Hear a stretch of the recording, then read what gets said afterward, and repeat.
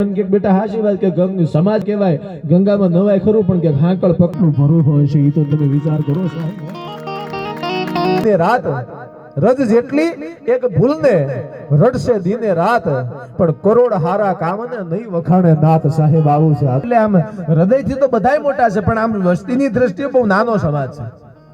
અમારો ચારણ સમાજ સૌરાષ્ટ્રમાં મળો, કચ્છમાં જ્યાંથી આવ્યા હોય ત્યાંથી જો સમાજની સેવા કરવી તમે 5-25 હજાર રૂપિયા કોઈ દાડો કોઈ જગ્યાએ નહીં આપો તો વાંધો નહીં આવે, પણ હા આપણા સમાજનો કોક માણસ તમને દુનિયાના છેડામાં મળે એટલે આપણાથી થતું હોય તો એની રહેવા ખાવાની વ્યવસ્થા કરી દેવી, તોય આપણા ઉપર પરમાત્મા માતાજી રાજી રહે સાહેબ.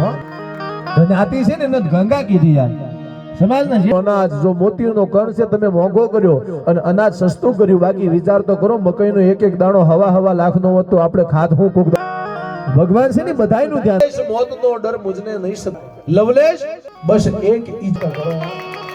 વિચાર તો કરો સાહેબ. હવે જીવન ફૂટપાથ પર ઘસઘસાટ ઊંઘી ગયાના દાખલા છે અને તમામ દવાઓ નાકામયાબ રહી જીવનમાં મરણની છેલ્લી પથારીએ. હા, આર્મીમાં કોઈ યુવાન ગયો હોય કોઈથી ડરમાં હજી હું બાપ બેઠો છું. દુનિયાના તાપ ખંભે લઈ જગતના સંતાપ ખંભે લઈ બાપ બેઠો છું સાહેબ. બાપ બેઠો હોય માણસને અમે મોળા નથી જોયા, પાણી શુદ્ધ જ જોયા છે દાદા, અમે ઢોળા નથી જોયા સાહેબ. આવજો એમ ઝડતી ન આવતા. આ તો મોતના મોતીના સાગર છે.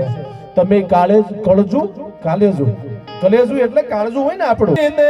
જે કોઈ આવે રે આવકારો મીઠો આપજે, આવકારો મીઠો આપજે યાર. હો પણ મહેમાન આવે ને એટલે ઓય મારો બાપ આવ્યો આમ રાજી થાય જાય તો મેલ ટૂંકો પડે. હો હા, અને અમુક મારા દીકરો તો જાજો અને એના મહેમાન તો થાજો.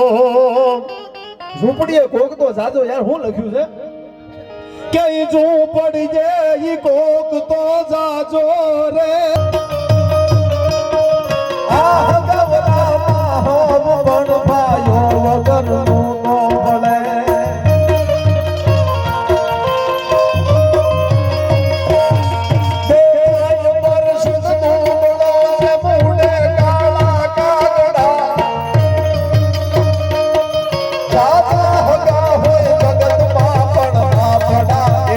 રક્ષાબંધન નો દિવસ હોય બેન ના ઘરે જવાનું હોય રાખડી બંધાવા, ઈ દાડો ગમે તેવું કામ મૂકી દેજો. ઈ બેન ના ઘરે મામેરું પૂરવાનું, ઈ દાડો દુનિયાના કામ મૂકી દેજો. બધાને વિનંતી કરું છું.